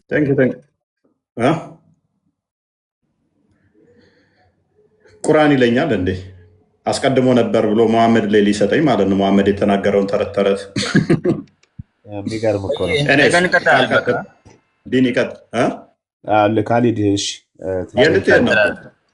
ካሊድ አንዴ ስማኝ። ወላሂ መኪና ስራ ወጣው ይመሽሽ ደግሞ እየሰማሽ ለማንኛውም ለሌሎቻችሁም እየሰማችሁ ይሄ እስልምና ላይ ያለውን ሜንታል ይዛችሁ እዚህ አትምጡ። ባይዘው እዚህ መታችሁ የቀደሙት ነቢያት እንደዚህ ተብለዋል፣ ክርስቲያን ሁኑ ተብለዋል፣ ክርስቲያን የሚል የለም ማለት ክርስትና የሚል የለም ምናምን እንዲህ አይነት ድንቁርና ጥያቄ ይዛችሁ አትምጡ። ምክንያቱም ቆይ አንዴ ተረጋጋ ፕሊስ። ምክንያቱም ለሐዋርያትም ሆነ ለነቢያትም ሆነ ለሐዋርያት የተሰበከው እግዚአብሔር ነው፣ ያው ክርስቶስ ወይም እግዚአብሔር ነው። ስለዚህ ፍለጋችንና መከተላችን እግዚአብሔር ነው። ስለዚህ ለሐዋርያቱም ሆነ ለነቢያቱ እምነታቸውም ሃይማኖታቸውም ምንድነው? እግዚአብሔር ነው። ሃይማኖት ማለት ዶክትሪን ማለት ነው፣ ወይ የዛ ያስተምሩ ኮር ነጥብ ማለት ነው። አስተምሮቱ ደግሞ ወደ ምን ይወስዳል? ወደ እግዚአብሔር ይወስዳል ማለት ነው። ስለዚህ ነቢያት አስቀድመው ነቢያት ሲመጡ ምንድነው የሚሉት? የእግዚአብሔርን ሕዝብን ወደ እግዚአብሔር ነው የሚመሩት። ወደ እግዚአብሔር ተመለሱ፣ ከጣዖት ራቁ፣ መሲሁ መጥቶ ያድናችኋልና ተስፋ የምታደርጉት መሲህ ይመጣልና በዛ ተስፋ ኑሩ፣ ስለ ኃጢአታችሁ መስዋዕት አቅርቡ የሚል አስተምሮ ነው። ወደ እግዚአብሔር መመለስን የሚያስተምር እንጂ አንዴ ፕሊስ አትበጥበጥ። ምን እንደሚያቃስትብን ምን አውቃለሁ፣ ምን እንደሆነ አላውቅም። ከሚስት ጋር ከሆን አይደለም ከሚስት ጋር አይደለም። አንተ በምን እውቀት ነው እንደምታወራ እኛ ጋር? አንተን ካየው ራሱ አሬ ነው የሚመጣ ታውቃለህ። እየቃማችሁ እየመጣችሁ ፕሊስ እየመረቀናችሁ አትምጡ። እናትህ ትበላ። ይሄ ኢከካም የሆነ ልጅ ማታውቀው ነገር አታወራ። በቃ መጀመሪያ አንብብ። ቁርአን ነው በአማርኛ የገባው። ቁርአን በአማርኛ ሲቀራ እንዴ ነው? አንብብ መጀመሪያ። እሺ መጀመሪያ እስኪ አንብብ። ምላሽ አለ? እሺ ምላሽ አለ?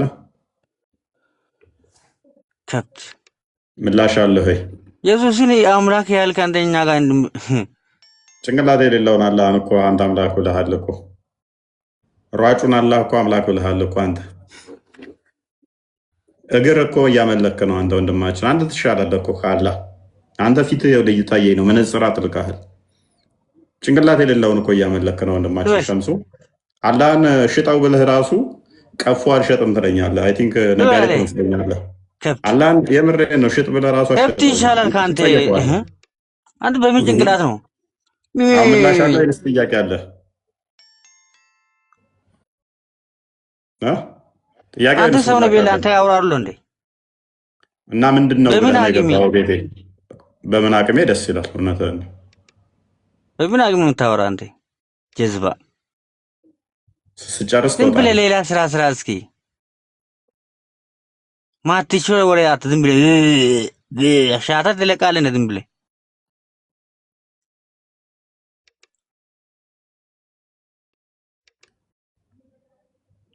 ከብት በአማርኛ እያላችሁ ጻፉት። ምን አገናኝ? ቁርአንና እሱን ምን አገናኝ? በአማርኛ ብላችሁ ጻፉለት። እስልምና መገለጫ እንዲህ ነው። ጥያቄ አለ? ጥያቄ ካለ እንቀበልህ። ማን አንተ ጋር ያወራል? ከብት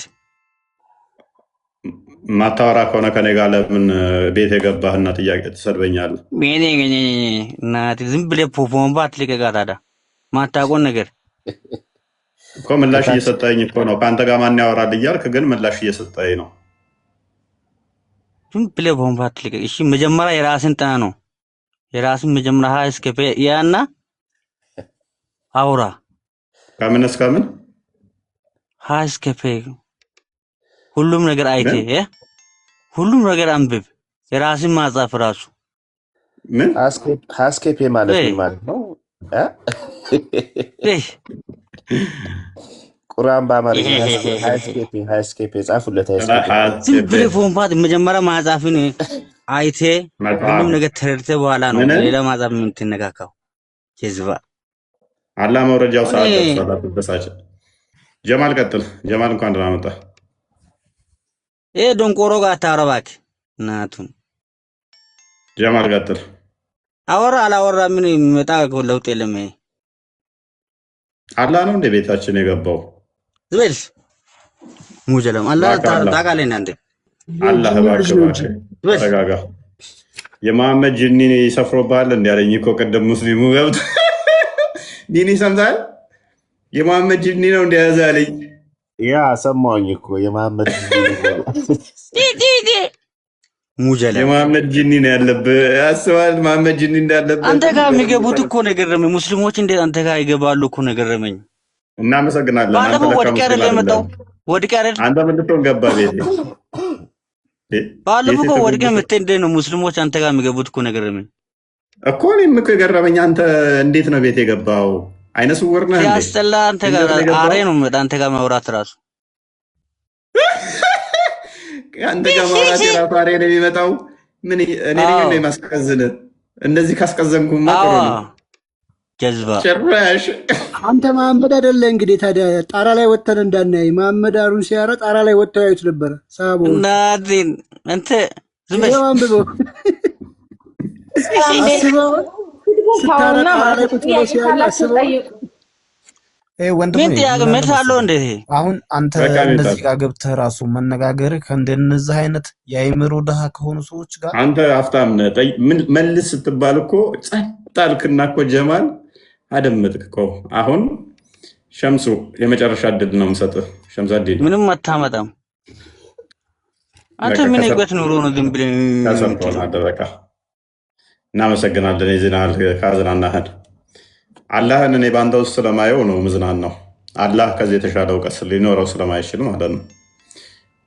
ምክንያቱም አምላካችሁ ያስተማራችሁ ስለ ብልት ነው እንጂ ስለ አስተምሮት ምንም መልስ ስለሌለ ያላቸው አማራጭ መሳደብ ነው። ሰው ያለውን ነው የሚሰጠው። ሙስሊሞች ደግሞ እዚህ ቤት ገብተው ያላቸውን ነው የሚሰጡት። ያላቸው ደግሞ ምንድነው? ስድብ ነው። እኛ እንሳደብም የሰው ሃይማኖት አንነካም ይሉሃል እኮ ሙድ ሲይዙ እኛ እንሳደብም። መዲና አትሳደቡም አይደለ? ሙስሊሞች ወንድሞችሽ እንዴት ናቸው? ነገራችን ላይ አንዳንድ ሰው ተሳደበና ሁሉም ሰው ይሳደባል ማለት አይደለም። ከስንት አንድ ሰው ባለየ ያለ፣ ከስንት አንድ ሰው ደግሞ መልካም ሰው አለ። የእናንተ ልጆች አብዛኞቹ ባለጌ ናቸው፣ አብዛኞቹ ተሳዳቢ ናቸው። የእኛ ልጆች እንደዚህ በአፋቸው ሲጸዳዱ አታገኛቸውም። እናንተ ጋር መጥተው ወይም ሙስሊሞች ቤት ገብተው ጥያቄ ላለመመለስ አላውቅም ስለእናንተ፣ ግን እንደዚህ ታያቸው የሚሳደቡም አሉ። ግን ያኔ በብዛት አንተ ጋር መጥቼ ተሰማ ብዙ ጊዜ ስድብ ነው። ያም ሆነ ስድብ ለሁሉም ነገር መልስ አይሆንም መሳደብ። አንድ ሰው ጥያቄ ካለው ይጠይቃል፣ ጥያቄ ከሌለው ደግሞ ዝም ብሎ ይሰማል። ግን ደግሞ ነብዩ መሐመድ ያስተማረው ትምህርት አለ። ያው ሰሂህ በሆነ ሐዲስ ላይ ኢማም ነው ያስቀመጠው፣ አይሁድና ክርስቲያንን ሰላም አትበሏቸው፣ ካገኛቸዋቸው እንደውም በጠባቡ መንገድ ግፏቸው፣ አጨናንቋቸው ይላል። አይሁድና ክርስቲያንን በሰላምታ ራሱ ሰላም ማለት የለብሽም ይላል።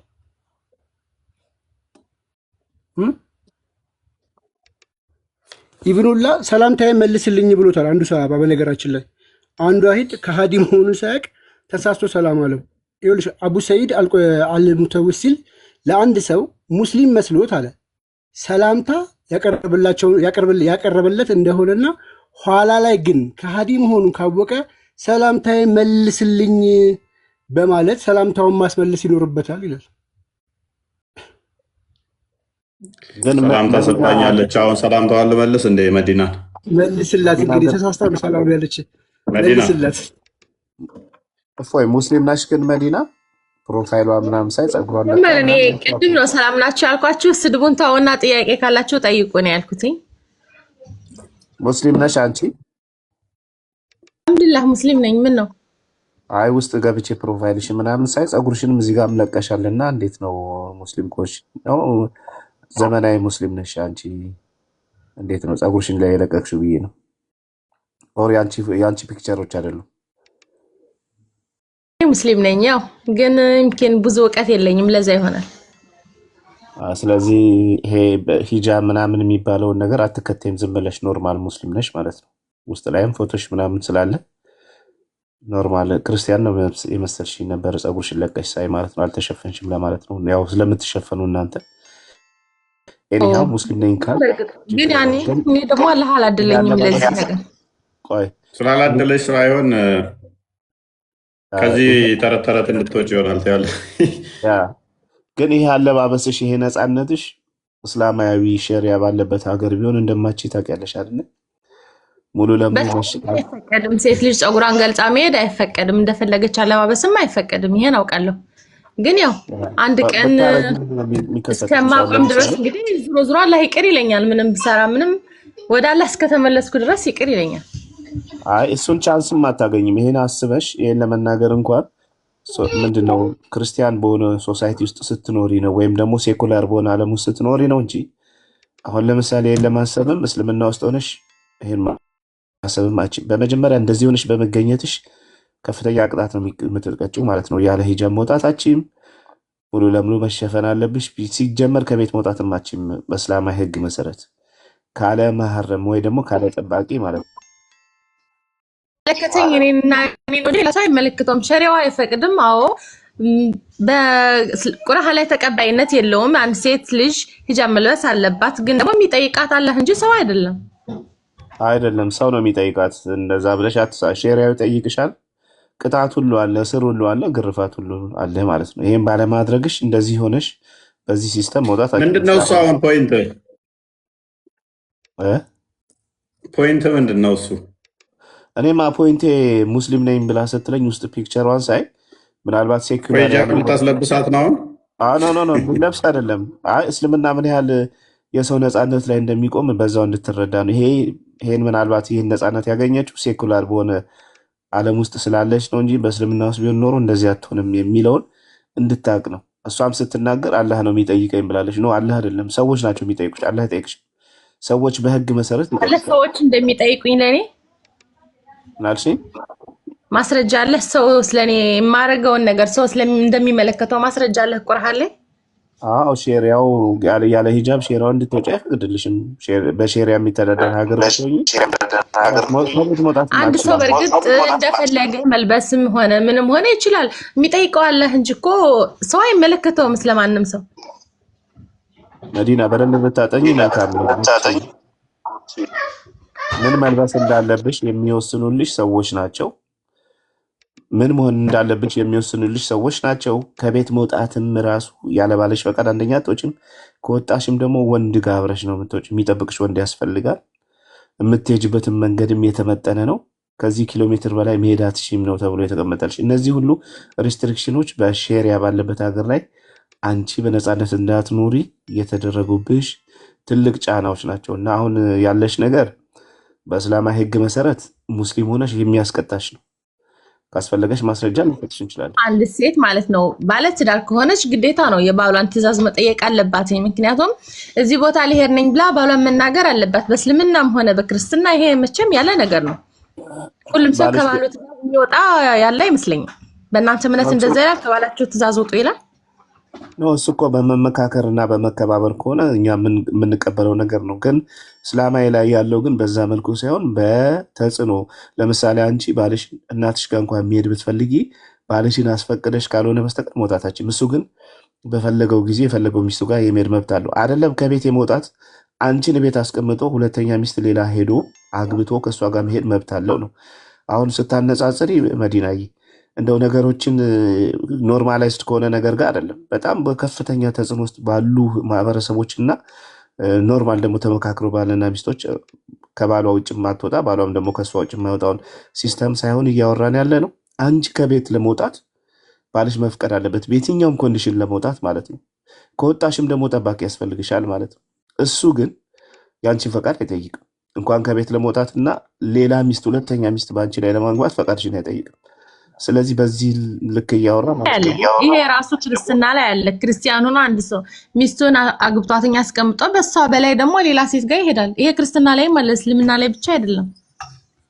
ክርስትና ይፈቅዳል። መዲና አንድ ወንድ በሚስቱ ላይ ሁለተኛ እንዲያገባ ክርስትና አንድ ሴት ብቻ ነው የሚታዘዝለት፣ አይፈቅድለትም። በእናንተ እምነት አይፈቀድም ሁለተኛ ሴት ለማግባት። ግን ደግሞ ያም ሆኖም በእሷ ላይ ይሄዳል። ይሄ የታወቀ ነገር ነው። በሁሉም እምነት አለ። በእስልምና ቢያንስ አግብቷት ነው የሚኖረው። እችን ሚስቱ ናት፣ ያቺ ሚስቱ ናት ይታወቃሉ። ግን በክርስትና ላይ ደግሞ እቺ ሚስቱ ናት ይታወቃሉ፣ ያቺኛዋ ግን አይታወቁም። እሱ ብቻ ነው የሚያውቃት። እሺ መዲናዬ፣ አሁን በሰዎች ስህተት ሃይማኖትን የምንለካ ከሆነ ለምሳሌ በእስልምና መጠጥ መጠጣት ይከለከላል። በጣም ብዙ የሚጠጡ ሙስሊሞችን ላመጣልሽ ይችላሉ። ከአራት ሚስት በላይ ሌላ ቦታ የሚሄዱ ሰዎች ሊመጡ ይችላሉ። ስለዚህ በእነሱ እስልምናን አትለኪም። እስልምና በራሱ ህግ ነው የሚለካው፣ ክርስትና በራሱ ህግ ነው። አሁን ሰዎች እንደዛ ሊያደርጉ ይችላሉ። አሁን ሊያደርጉ ይችላሉ። ይሄን ሲያደርጉ እኛ ተሳስተዋል እንላለን። እናንተ ደግሞ የእናንተ ትልቁ ችግር አራት ሚስት ሲያገባ ትክክል ነው አላህ ፈቅዶለታል ትላላችሁ እንጂ ስህተት ነው አትሉም።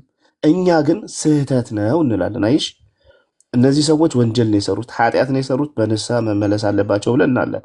እናንተ ደግሞ የምትሉት ምንድን ነው? አይ ትክክል ነው አላህ ፈቅዷል። አንድ ወንድ ገና ለገና ሌላ ሴት ጋር ይሄዳል በሚል ፕሪሰፖዝ 4 ሴት እንዲያገባ መፈቀዱ ይሄ ትክክል አይደለም። ወንጀልን ማበረታታት ነው፣ ኃጢአትን ማበረታታት ነው። ገብቷቸው። ስለዚህ መደረግ ያለበት ይቅርታ ስለ ጥያቄ ማለት ነው። እኛ ላይ በእርግጥ እስልምና ላይ 4 ሴት ፈቅዶለታል፣ ሐላል ነው ሊያገባ ማለት ነው። በእስልምና 4 ሴት ተፈቅዶለታል ወንድ ልጅ። ሐሳቡን አትቀይሪው። አሁን ሐሳቡን አትቀይሪው። እኔ አልቀየርኩትም። 4 ሴት እንደተፈቀደለት ይሄ እስልምና ላይም እኮ አለ። እንትን አልቀየርኩም። 4 ሴት ተፈቅዶለታል። ግን ምንድነው ማስተዳደር የሚችል ከሆነ ለሁላቸውንም ደስተኛ ማድረግ የሚችል ከሆነ ደግሞ መጀመሪያ ሚስቱን አግብቶ ሌላ ሚስት ሊያገባ ከሆነ መጠየቅ አለበት። ላገባ ነኝ ብሎ ለሚስቱ መናገር አለበት። ክርስትና ላይ ደግሞ አለ 4 በላይ ያገባ ሰው አለ። መዲና በቃ እንዴ አውት ኦፍ ቶፒክ በጣም ሄዳችሁ መዲና ሜቢ በዚህ ጉዳይ ላይ ሌላ ጊዜ ስንገባ ነኝ። ባልሽ 4 እንደፈለገ ማግባት ይችላል። የሚጠበቅበት ግዴታው ምግብ አንቺን መመገብ ነው ያለበት። ከምግብ ውጭ እና ከልብስ ውጭ አንቺ መውጣትም መሄድም አትችይም። እናት አባትሽ ቢታመሙ እንኳን መሄድ አትችይም። ያ እንደዛ ነው። በእኛ ጋር ያነሳሽው 1 ነው የሚቻለው። ከዛ ውጭ ግን 2 ጋር ሄደ ተመኘም 10 ጋር ሄደ በልቡ ከተመኘም በቃ እሷ መንዘራ ነው፣ ልሙት ነው፣ አለቀ ፔሬድ። እናንተ ጋር የተፈቀደ ስለሆነ ነው። ወደ ቶፒኩ እንመለስና ቶፒኩ ሰጥቷል። ቶፒኩ ላይ ቅድም እኮ ልጠይቅ ፈልጌ ከእናንተ ጋር ግን 4 በላይ ያገባ ለመጽሐፍ ቅዱስ ላይ ቶፒኩ ላይ ቁሚ። በቃ ቶፒኩ ላይ ቁሚና ቶፒኩን ሰምተሻል? አሁን እየገባሁ ነው። እኔ ሲጀመር ሱሌማን ነብይ ነው አለ በእናንተ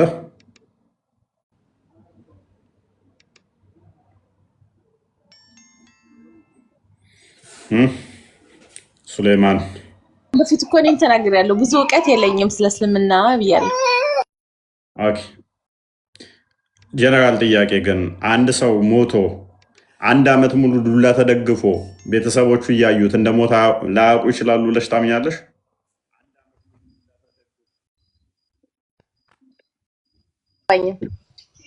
አሁን ለምሳሌ አንቺ ቤትሽ ውስጥ የሆነ ወንድምሽ ምናምን በር ላይ ሞቶ ዱላ እንዲህ ተደግፎ 1 ዓመት ሙሉ ይቆማል ብለሽ ታስቢያለሽ?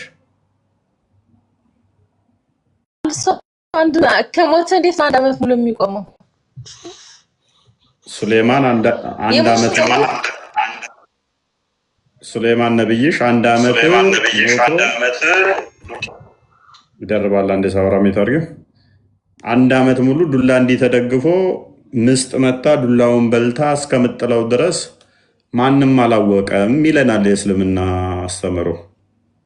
ይሄ ለህፃናት እንኳን ብንነግረው ለአቅመ ተረት እንኳን አልደረሰም እያለ ነው። እንኳን ሃይማኖት ብለን ለመቀበል እንኳን እውቀት ለማለት ለተረት የሰማይ ነው። አካባቢው ላይ ሰው የለም፣ ሞቶ አልሞተም። አካባቢው ላይ ሰው የለም ለማወቅ አለ። ግን በቃ የሞት አልመሰላቸው። ሲወድቅ ነው ያወቁት እንደሞተ። ጉንዳኗ መጣ በልታ ዱላውን ስትጥለው ያኔ እንደሞተ አወቁ ሲወድቅ። ከ1 ሰዓት በላይ እዛ ቦታ ላይ እንደዛ ቆሞ ከሆነ መቼም አንድ ሰው መጠራጠር አለበት። መሆኑ ነው ሄዶ መንካት አለበት መሰለኝ። ማስረጃ አለ ግን ለዚህ ነው ክፈታው ተፍሲሮቹ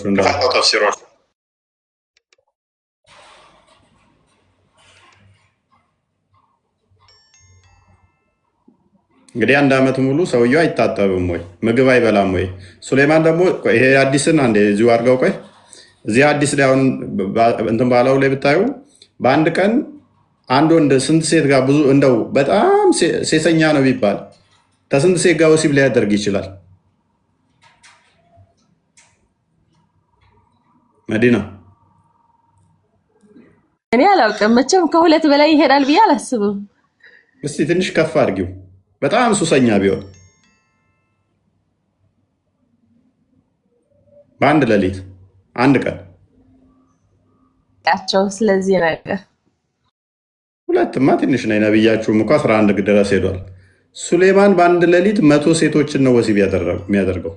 100 ሴቶችን አስቢው እስኪ። በየሰከንዱ ነው እንደ ወሲብ 100 ሴቶች የተለያዩ በአንድ ቀን ማታ። ኤኒዌይስ ይሄ ሀዲሱ እሱን ነው። አሁን ወደ እንትኑ መልሰው ሲሞት ደግሞ ያለውን ፓርት እናሳይሽ። ሲሞት 1 ዓመት ሙሉ ዱላውን ተደግፎ ማንም አላወቀውም ይለናል። ይሄ ለህፃናት እኔ ለልጆች ብነገር ይስቁብኛል። ምንድነው እንደ ወደፊት ስወልድ ልጄ ናተረት ልንገር ሱሌይማን እኮ ሞቶ ዱላ ተደግፎ 1 ዓመት ሙሉ እንደሞተ አላወቁም ብዬ ብነግረው ዳድ ትፎገር የለ እንደ ረላሽ በል እንደዚህ አይነት ቀልድ እንደ ልፎገረኝ ነው በቃ ፍታ ፍታ አያስቅም ነው የሚለኝ። የሶስተኛ ገና 4-5 ዓመቱ ላይ ማለት ነው 4-5ቱ ላይ ኢብን ከሲር እናድርገው።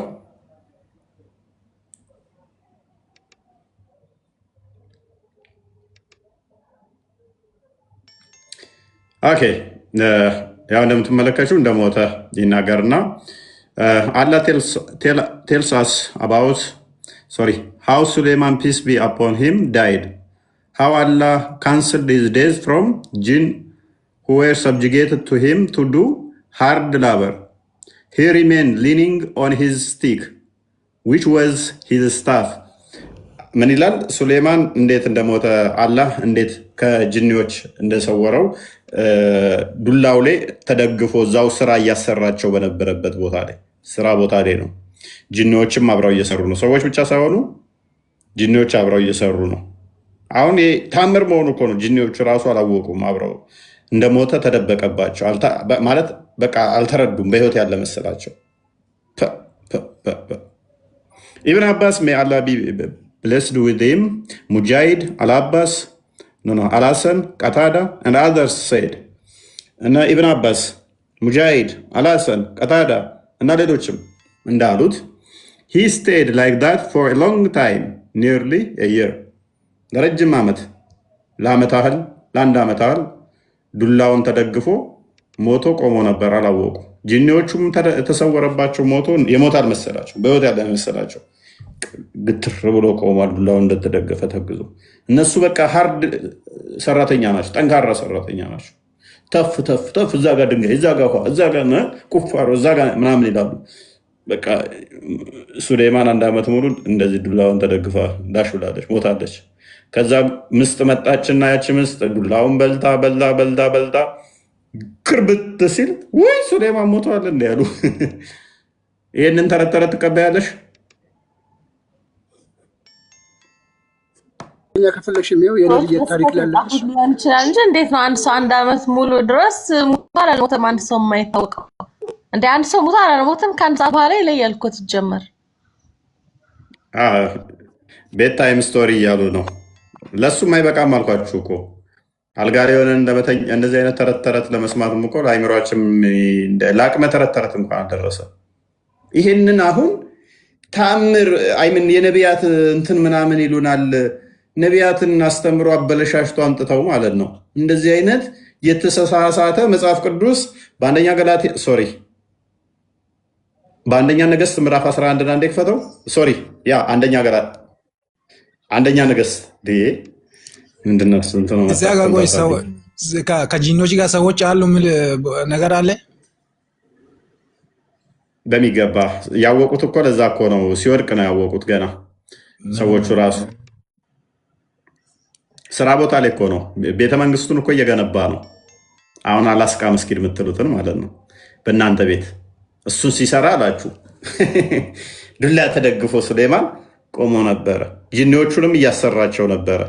ሱሌይማን ብቻ ሆኖ ከጂኒዎች ጋር ብቻ ነው የሚኖረው አትለኝም መቼ። ከዛ ጂኒዎቹ ራሱ ማወቅ አልቻሉ። የታወቀው መቼ ነው? ጉንዳኗ መታ ዱላውን በልታ ሱሌይማን ሲወድቅ። አንደኛ ነገሥት ምዕራፍ 11 አንዴ ክፈትልኝ። ሰለሞን እንዴት እውነተኛው የመጽሐፍ ቅዱስ ሰለሞን እንደሞተ ምዕራፍ 11 ቁጥር 40 አካባቢ አድርጋልኝ።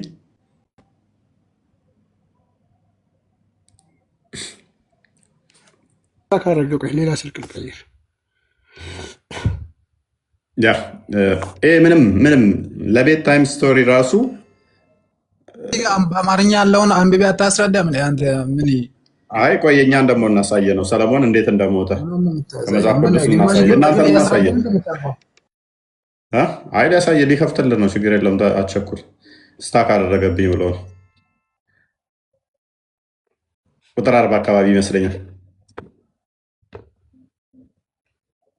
40 ላይ ሰሎሞን ኢዮራብም ሊገድለው ወደደ፣ ከፍ አድርገው የቀረውም ሊገድለው ፈለገ፣ ወደ ግብፅም ንጉሥ ወደ ሽሺግ የቀረውም የሰሎሞን ነገር ያደረገውም ሁሉ ጥበቡ እነሆ በሰሎሞን ታሪክ መጽሐፍ ተጽፏል። ሰሎሞን በኢየሩሳሌም በእስራኤል ሁሉ ላይ የነገሰበት ዘመን 40 ዓመት ነበረ። ስንት ዓመት ነው የነገሰው? 40 ዓመት። ሰሎሞኑም ከአባቶቹ ጋር አንቀላፋ፣ ሞተ፣ በአባቱም በዳዊት ከተማ ተቀበረ። ልጁም ሮባ በፋንታው ነገሰ ይለናል መጽሐፍ ቅዱስ እንጂ ዱላ ተደግፎ 1 ዓመት ያህል እንዲህ ብሎ ሞቶ የሚያውቀው የሚያስታውሰው ጠፍቶ ከዛስ ጉንዳን መጣችና በላችሁ እና ከዛ ክርብት ሲል ውይ ሞታል እንዲያሉ የሚል ተረት እንደዚህ አይነት ተረት ለህፃናትም አይነገር። እንኳን ይሄ የአምላክ ቃል ሊሆን ቀርቶ ማለት ነው። አይደለም ነብይ ነው። በደንብ አስተውሉ። ነብይ ነው ብለው ነው የሚያምኑት። እንደገና ደግሞ የሀገር መሪ ንጉስ ነው ብለው ነው የሚያምኑት። የሀገር መሪ የሆነ ነብይ የሆነ 1 ዓመት ሲገተር ውዱ አድርግ አይሉትም፣ ምግብ ብላ አይሉትም፣ ጁማ አሰግድ አይሉትም። በአንድ ቀን ከ100 ሴቶቹ ጋር ወሲብ የሚያደርግ ከሆነ ሚስቶቹ እንዴት ነው እሱ ዛሬ ከኔ ጋር ተኛም አይሉትም። ከ100 ሴቶች ጋር ወሲብ የሚያደርግ ከሆነ በእርግጥ አንድ ግማሽ ልጅ እንደወለደ ይናገራል። ልጁ አባቴ ብሎ አይጠራውም። መልስ ሳይሰጣቸው 1 ዓመት፣ 1 ቀን አይደለም 1 ዓመት ፀሐይና ዝናብ ሲፈራረቅ ምንም ቀን ማታ ተገትሮ ሲያዩት ቀንም ሲገተር ሐውልት ነው እሱ። ምን ብለው ያስቀመጡት ታውቃለህ? ይህን የሱሌማንን ታሪክ ካስቀመጡ በኋላ ሱሌማን በሚሞቱበት ጊዜ ቆመው እንደነበሩ ከአንቀጹ እንረዳለን ካለ በኋላ ትልቅ ስልጣን የነበራቸው ንጉሥ ሱሌማን አለይሂ ሰላም እንደ ቆሙ ህይወታቸው ማለፉን ቆም ብለን ማስተንተን የሚጠይቅ ክስተት ነው። ሱሌማን ቆሞ ማንቀላፋቱ ማስተንተን የሚጠይቅ ክስተት ነው። ማስተንተን አለብን። ምንድን ነው ብለን መጠየቅ አለብን እያለ ነው። ነገር ግን አሉ ከዛ ሁሉም ነቢያት አኗኗራቸውም ሆነ አሟሟታቸው ከኋላ ለሚመጡ ህዝቦች ሁሉ ተቀርቶ የማያልቅ ጥበብ ነው። ማሻአላ ጥበብ በጣም ይገርማል። ሱሌማን 1 ዓመት ሙሉ ቆሞ ሞቶ በዙሪያው የነበሩ ነው የሚለው በዙሪያቸው የነበሩ ውስጥ አንዳቸውም ህይወታቸው ማለፉን አላወቁም ነበረ። አጋንንቶቹ ናቸው መጨረሻ ላይ ያወቁት ነው የሚሉት። ይሄንን መተህ ጥበብ ነው ብትለኝ ምን አይነት ጥበብ ብዬ ነው የምጠይቅ? ምን አይነት ጥበብ? የሚለበስ ጥበብ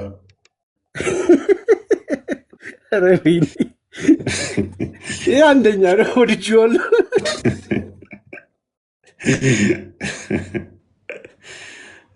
ይተላል እኮ ቀምሎ ራሱ ይተላል እኮ። ዓመት ሙሉ የለበሰው እዛ ተገትሮ ካልተጸዳዳ ዝናብና ፀሐይ ሲፈራረቅበት ይበሰብሳል። ይተላል እኮ ጥበብ ይሉናል እንዴ ደግሞ ቀልደኞች። 1 ዓመት ሙሉ ከዛ መጽሐፍ ቅዱስ ስለተበረሰ እውነተኛውን የነቢያት አስተምሮ ቁርአን ነው የነገረን ይልሃል። ይመጣና ስለ ሱሌማን እውነተኛውን መጽሐፍ ቁርአን ነገረን ይላል። እሺ ሱሌማን ማን ነው ስትለው አንድ ቀን ሲሄድ ጉንዳኖች ሾለቆ ውስጥ ተደረሰ። ከዛስ ጉንዳን ምን አለች?